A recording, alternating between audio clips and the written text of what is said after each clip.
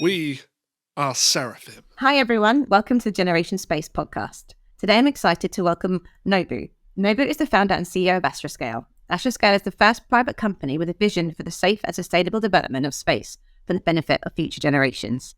Astroscale is solely dedicated to on-orbit servicing across all orbits. Today we'll be finding out all about Astroscale and its founder, what the future holds for the company, and why it's so important to have a solution for space junk. Hi Nobu. Hello, very nice to meet you. Thanks for joining me today. And I'm also pleased to welcome Andre. Andre's principal at Seraphim, and he's on the investment team, and he's an expert space tech investor. Hi, Andre. Thanks for coming back. Hi, Leah. Hi, Nobu. Thanks for having me back. Thanks for coming on again. Thank you. Let's get straight to it. Nobu, tell us about your background and how you got into space. Thank you, Leah, and thank you for the kind introduction. And then again, I'm a founder and CEO of Astroscale. This is my third entrepreneurial company, and I believe this mission, Astroscale, is my lifetime job. When I was turning to 40-year-old, I got a midlife crisis. I lost confidence all of a sudden and was wondering, what should I do during my 40s and 50s? And I recalled when I was 15-year-old, I joined space camp in America, and I got the passion for space. I had a long, winding way, but I realized, it's time to join the space industry. So that was when I started Astroscale 10 years ago. Wow, thank you. Amazing to get into it so young. What's the history of Astroscale and how did the actual company begin? 10 years ago, I realized space debris already made the space environment unsustainable, and no one had a solution for the problem. So I started Astroscale because removing space debris was not only a business opportunity, but also an environmental necessity.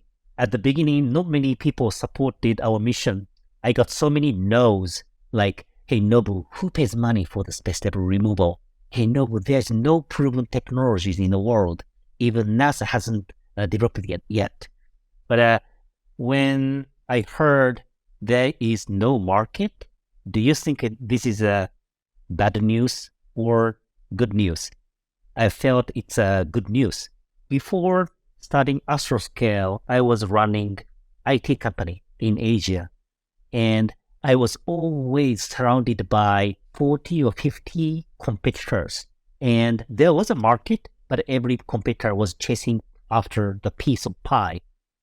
And if there's no market, this means there is no competitor. So I started Astroscale with kind of exciting motion, and then I saw the huge opportunity there.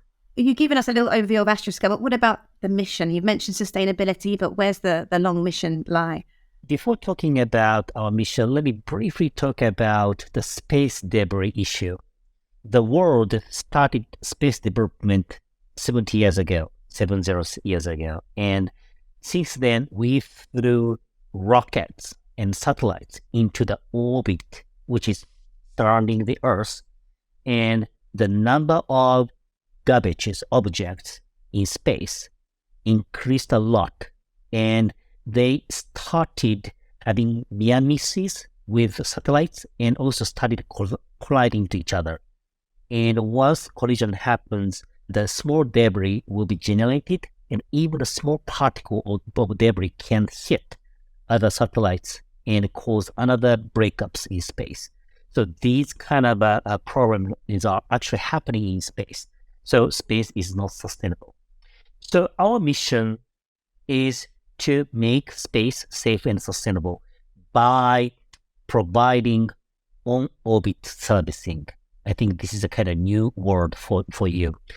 So in space sector, there are multiple sub-segments, developing rockets or developing satellites or developing satellite data application services, and there are more. But on-orbit servicing is a new market, including space debris removal, cleaning up the space debris, or life extension. So we can provide fuel to the other satellite to extend their lives. or eventually we can repair and recycle the satellites in space. So we are developing all the technologies required for developing circular economy in space. So that's our mission.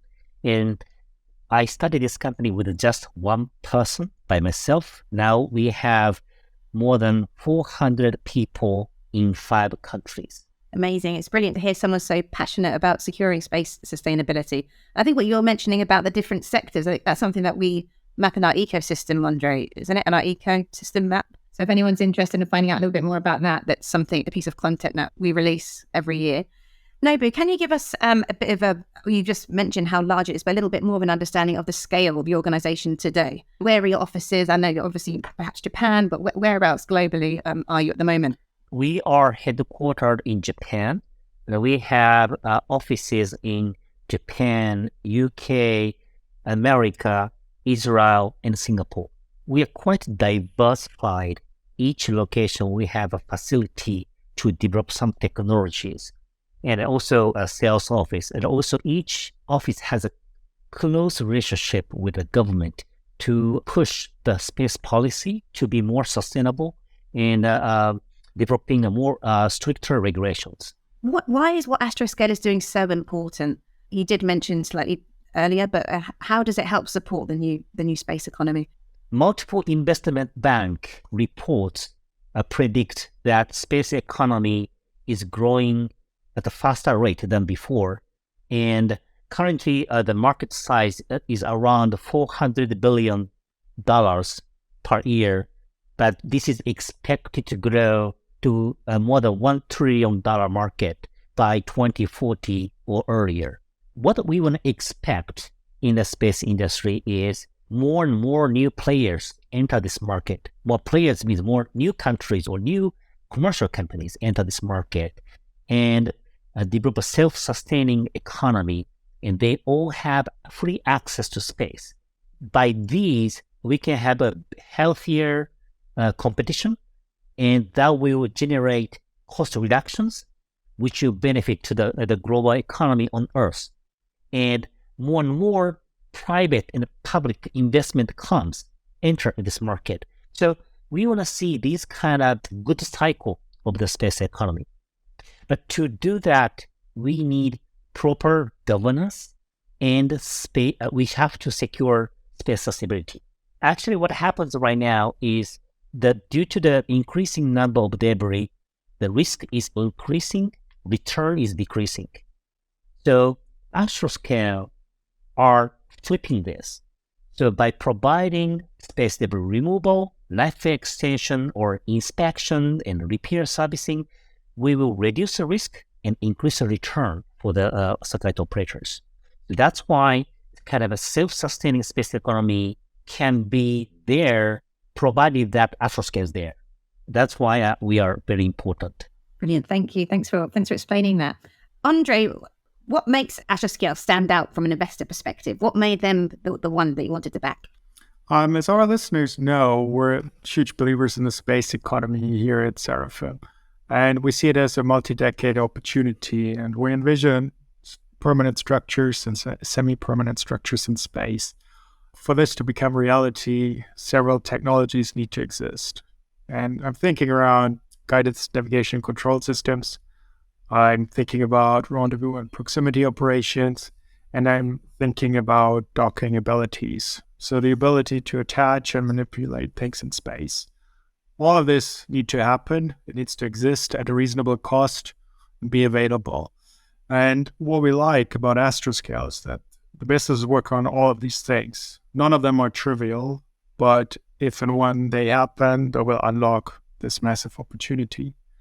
The other thing I want to mention is it's a true sustainability business. That's the cherry on the cake. Thank you. Exciting stuff. I don't know if Nobu want to talk a little bit about the cosmic missions. I know that I've just been reading about that. That fascinated me. It's been all over the news. As I said, the space environment is getting worse. A good news is governments are taking notice and started taking actions. And one of the actions are to remove their own debris at each country. So this is called active debris removal. And this program did not exist 3-4 years ago, but now these programs are there in Japan, UK, EU, and the US is about to start. So Cosmic Project in UK government support the commercial company to remove their own debris. I mean, the own debris means debris which is owned by UK government. So there was a bidding process, and then we are down selected. So this is one of the most exciting projects we are working on. Fantastic, really exciting stuff. Andre, I'll go back to you. Can you expand a little bit more on about the market size? Sure. Look, I mean, the overall market, I would describe it as in orbit or on orbit servicing. That's a multi-billion-dollar opportunity today that's growing quite quickly. I think now we need to break it down in what services are being offered or are in the process of being offered today. And talking about Astroscale, there's end-of-life services in LEO for big constellations. OneWeb, for example, is a customer. And the driver there are operational realities. These constellations are sending up so many satellites that dead satellites or malfunctioning satellites are and will be an issue. Another driver, there's regulation. We've seen the FCC reducing the end-of-life term from a generally accepted 25 years to now 5 years, which might not be enough in the long term, but it's a massive step in the right direction. The other business or business line, other service Astroscale's involved with is Lexi life extension. So if you think about very large, very expensive geo satellites that can cost hundreds of millions, even billions for some government and defense satellites, they're very expensive, and so extending their lives is a returns matter, right? If you can operate your asset for longer in space for a reasonable cost, you'll drive a lot of return. And then lastly, about, I guess, the near-term market, talk about its space situational awareness.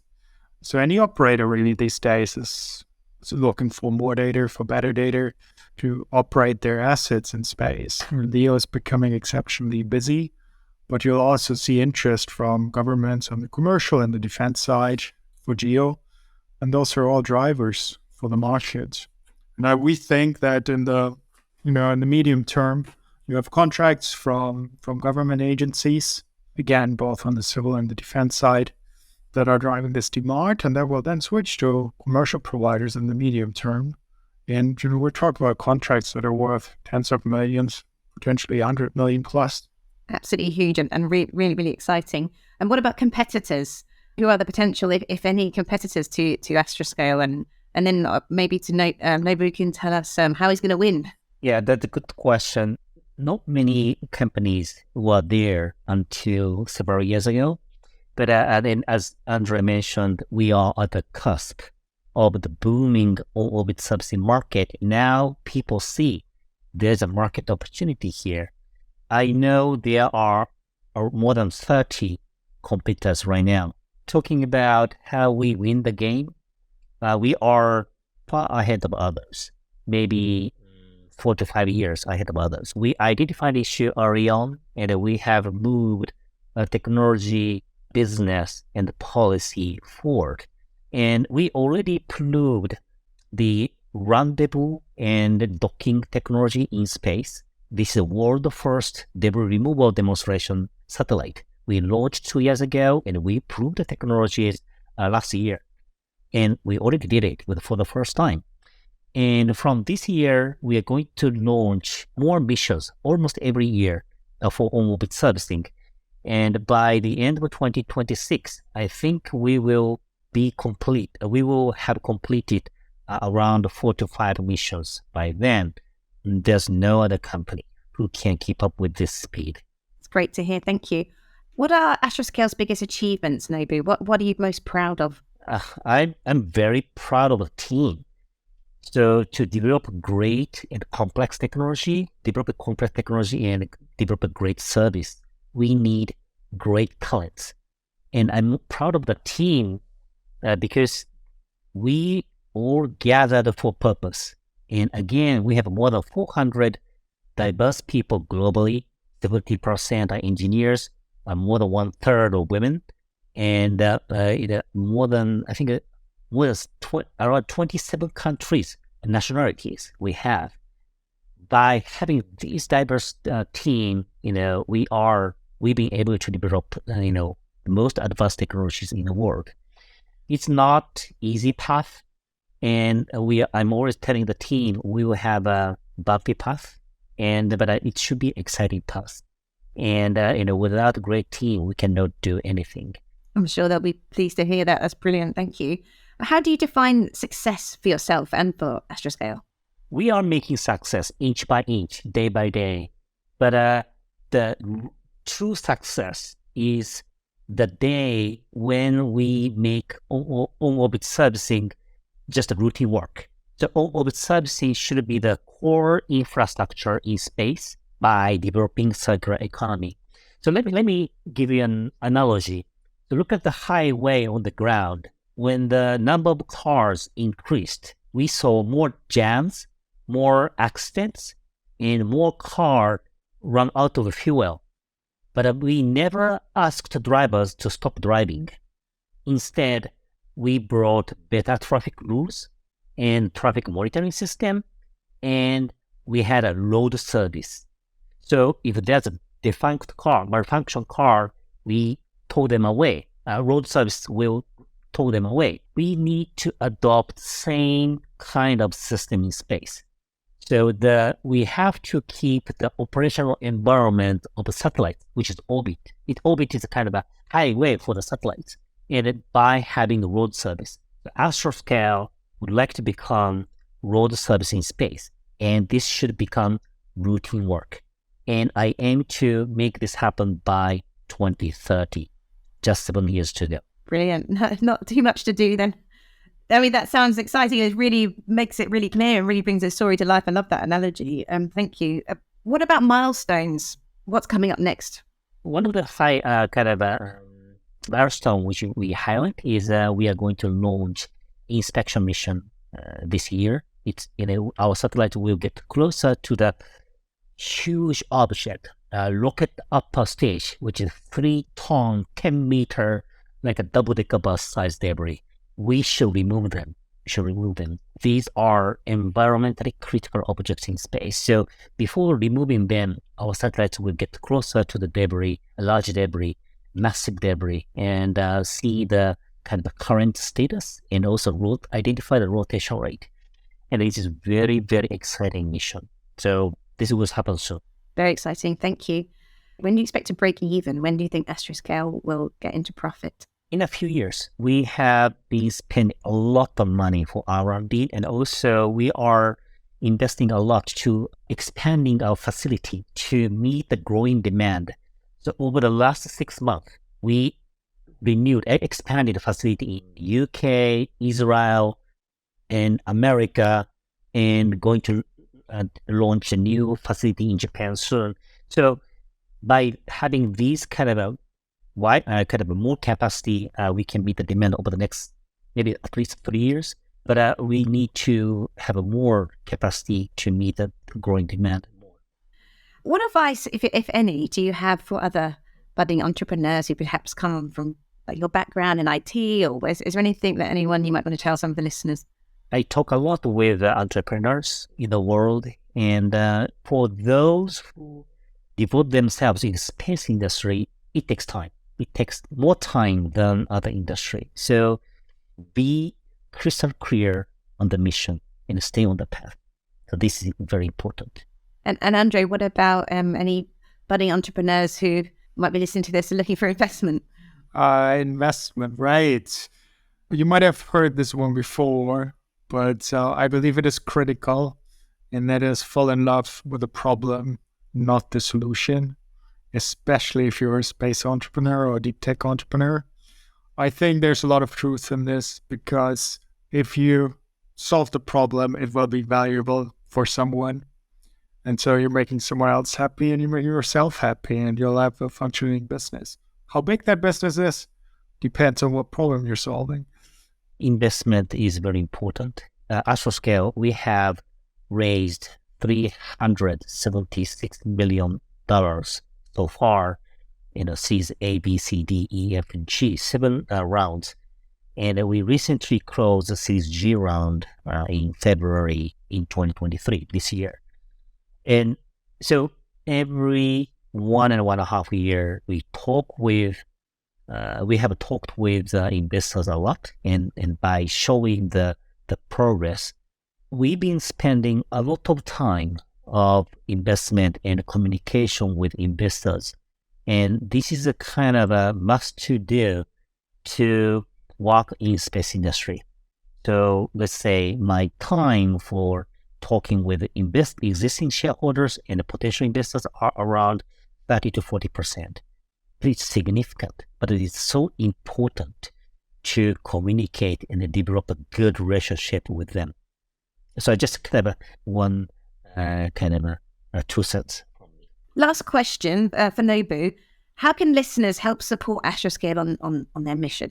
It's a very good question. So please pay attention and have interest in space sustainability issue. Look at the global warming. And now, general public are aware of this issue, and they're talking about global warming day by day. That's why these momentum are pushing all the stakeholders to address this issue.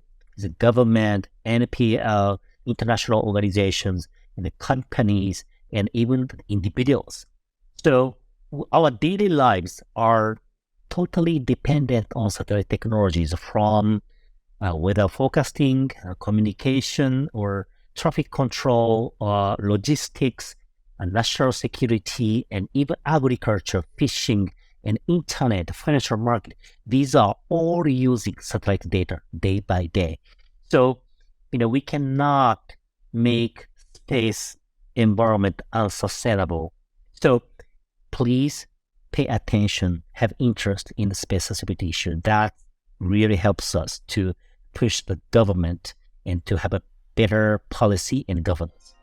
Great point to end on there. Thank you so much. Thank you so much for joining me, Nobu and Andre. It's fascinating to hear someone so passionate about securing space sustainability for the future. Thanks, guys. We are Seraphim.